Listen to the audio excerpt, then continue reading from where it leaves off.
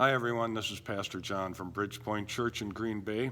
It's good to see you back. Well, I can't really see you, but I hope you can see me. And that if you're tuning in, you're enjoying the kinds of series that I'm putting together through this crisis. I'm talking about being the real church, and the challenge for us as the church, as we don't meet together in the building, as we're not able to, is to continue to do the things God called us to do. My sense is, my purpose is this, that I think the church can come out of this stronger than ever before, refocused on what God really called us to be. He didn't call us to be people who meet together in a building and get entertained and hear good messages and the music and the lights and everything's going on. He didn't call us to that. He called us to something much bigger than that and much more important than that.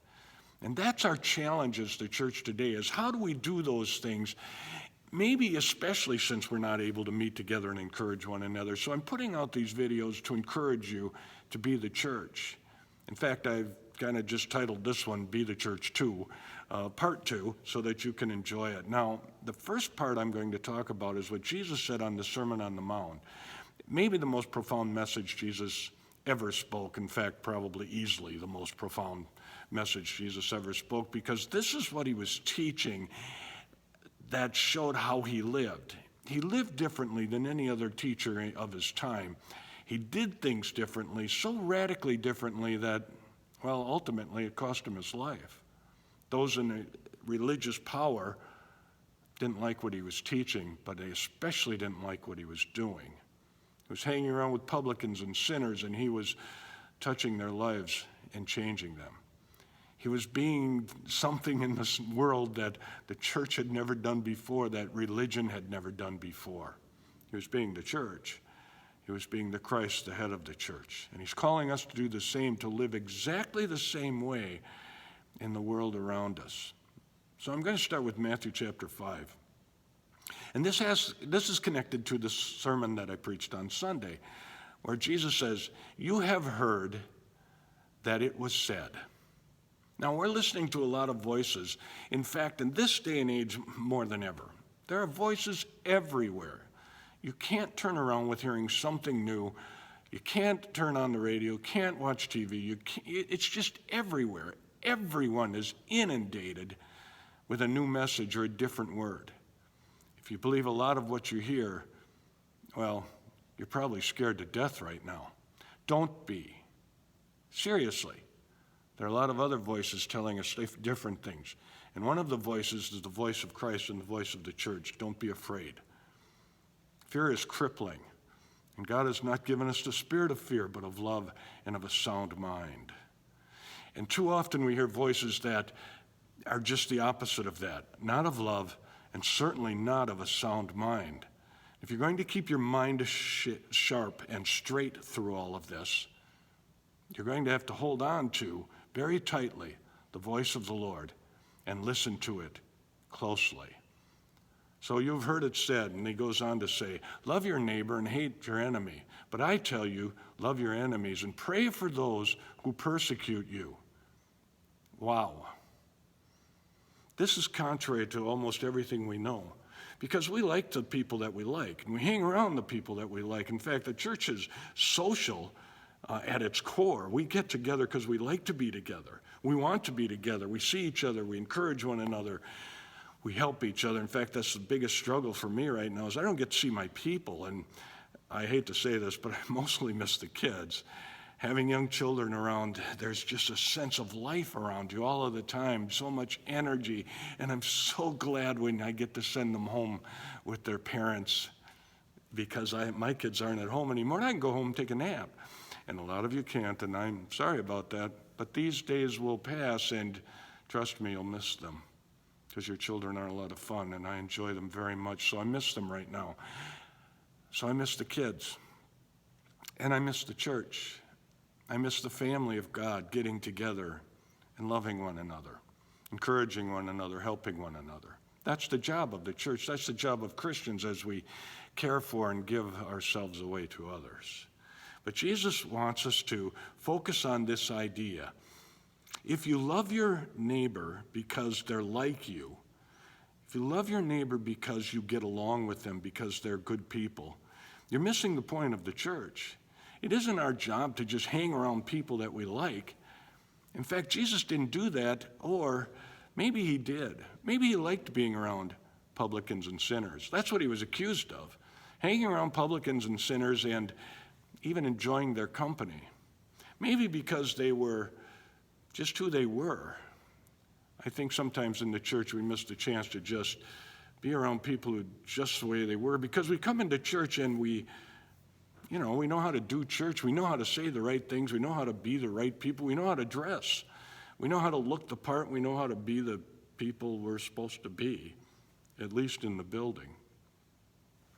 This is our opportunity and our calling.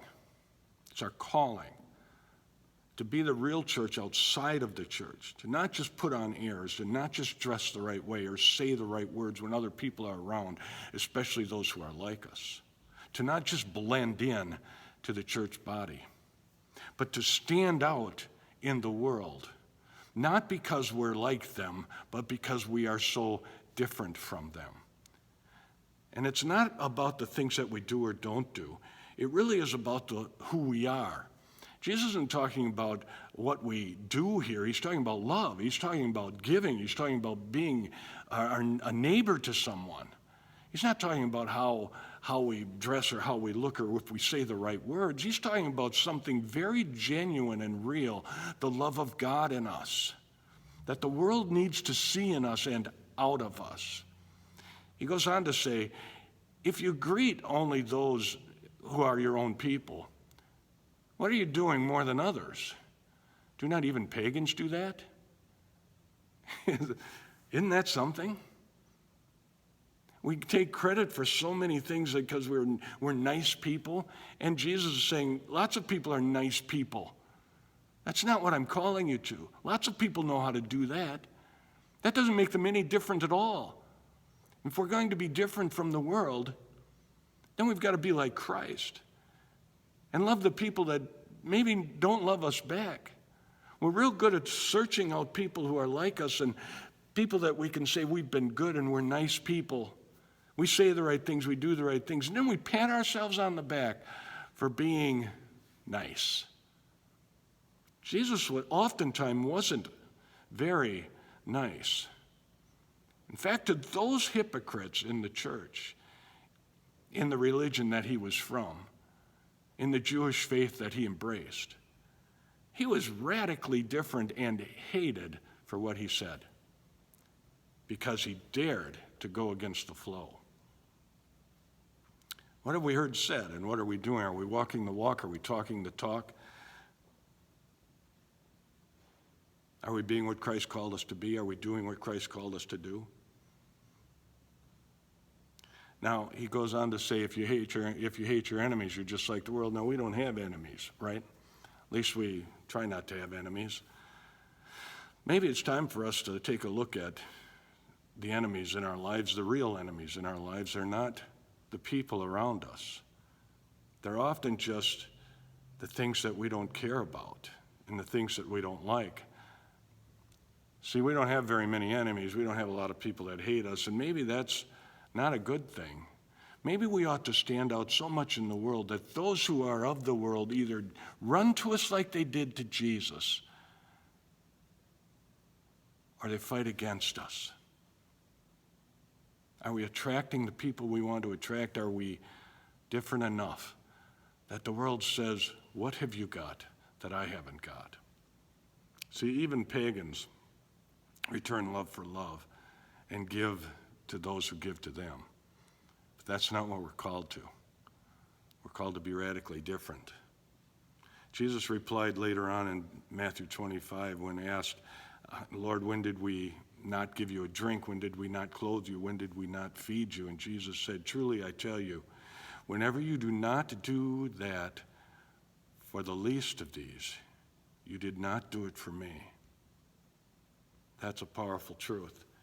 And it's a calling for all of us to reach outside the four walls of the church and really be the church and really take care of the people around us. Seek out those who need Christ. Seek out those who need our help. A lot of people are asking me, what can we do? What can we do? What can we do? Well, there's not a lot to do. The building's closed. I need you to call one another. I need you to encourage one another. I need you to reach out to people and say, hey, we still love you. Hey, we still need you. I need you to be the church. I need you to connect with people. I need you to help feed the hungry, clothe the naked. This is what Christ called us to. This is the call of God on our lives. Closing the church doors has raised our opportunity to really be Jesus, to really be the light in the darkness. Now, I love you all, and I miss you terribly, and I hope to see you real soon. But in the meantime, you've got work to do. You've got the church to be. You've got the Christ in you. Let him shine. This is Pastor John. See you next time.